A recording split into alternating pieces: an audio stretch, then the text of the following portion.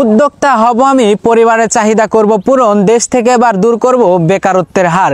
বেকার তুমি বসে না থেকে উদ্যোক্তা হও, উদ্যোক্তা হলে পারে পরিবারের মুখে ফুটবে হাসি, দেখবে সবাই। হ্যাঁ সুপ্রিয় দর্শক মণ্ডলী, বলছি একজন মুরগির খামার উদ্যোক্তার কথা।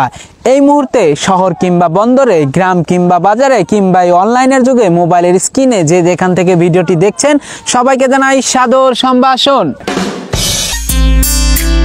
উদ্যোক্তা কথাটি শুনলেই মনে পড়ে যায় নিজের ব্যবসা প্রতিষ্ঠান নিজেই পরিচালনা এবং বিক্রি করার কথা। শখের বশে বাড়িতে বিভিন্ন ধরনের পাখি, কুকুর, বিড়ালের মতো প্রাণী পুষে থাকে অনেকেই। তবে এই উদ্যোক্তা তার স্বপ্নকেই বানিয়েছে তার পেশা। বাড়ির ছাদে লালন পালন করছে নানান ধরনের মুরগি, আর এই মুরগি বিক্রি করে মাস শেষে ভালো আয় করছেন এই উদ্যোক্তা। ভোর থেকেই চলে ব্যস্ততা, প্রতিটি মুরগিকে আদর যত্ন করে বড় করেন এই উদ্যোক্তা। একদিনের বাচ্চাকে ৪৫ দিন পর্যন্ত লালন পালন করে অল্প সময়ে অধিক লাভ হয়। এই উদ্যোক্তার সফলতার কথা শুনে খুশি এলাকাবাসী। তার খামার দেখতে ভিড় করে এলাকাবাসী। তাকে দেখে উদ্যোক্তা হওয়ার আশায় মুরগি লালন পালন করতে শিখে অনেকেই। এবার চলেন জেনে নিই আপনিও কিভাবে এই উদ্যোক্তার মতো উদ্যোক্তা হবেন।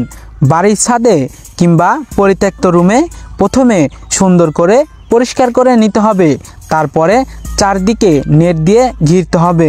মুরগিকে যেন অতিরিক্ত রোদ বা বাতাস না লাগে তার জন্য কাপড় দিতে হবে। ধানের চিটাকে লিটার হিসাবে ব্যবহার করতে হবে। তারপরে নিকটস্থ দোকান বা ডিলারের কাছ থেকে বাচ্চা সংগ্রহ করতে হবে। বাচ্চা সংগ্রহ করার পরে প্লেন শিট দিয়ে ঘিরে নিতে হবে। তারপরে কারেন্টের বাল্ব দ্বারা মুরগিকে তাপ দিতে হবে। প্রতি ১০০ পিস মুরগির জন্য একটি করে কারেন্টের বাল্ব লাগবে। প্রথম দিনের বাচ্চাকে ৯০ ডিগ্রি বা ৯৫ ডিগ্রি তাপমাত্রা দিতে হবে। এবার জেনে নিই কতটুকু পরিমাণ খাদ্য এবং কি মেডিসিন ব্যবহার করতে হবে। প্রথম দিনের বাচ্চাকে 0 ফিট খাওয়াতে হবে। প্রতি ১০০ পিস মুরগির জন্য ৬টি পানির পট, ৬টি খাবারের পট দিতে হবে।